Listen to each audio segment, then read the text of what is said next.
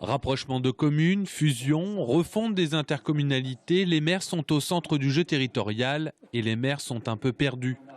En laissant, en perdant certains de leurs pouvoirs aux futures communautés agrandies de communes, certains ont peur de perdre le contact avec la population. Je pense qu'il faut en effet se regrouper pour les gros chantiers, les gros travaux, mais il ne faut pas perdre cette proximité que nous avons, nous, en tant qu'élus locaux, avec nos habitants, et qui sont aussi très attachés à leur identité, à la commune.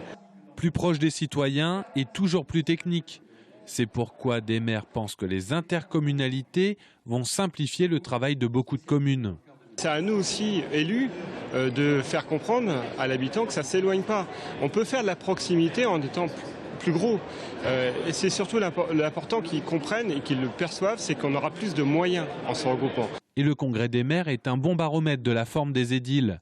Après les années contestataires de la loi NOTRe, de la baisse des dotations avec de belles affluences, au 1er janvier, la loi NOTRe sera en application. La résignation a gagné les bancs. Les maires ont l'impression qu'on veut leur enlever toute la partie intéressante de leur mission, à travers les missions qui sont passées vers la communauté de communes, et qu'on leur laisse que les basses tâches sur le territoire. Et c'est ça leur inquiétude.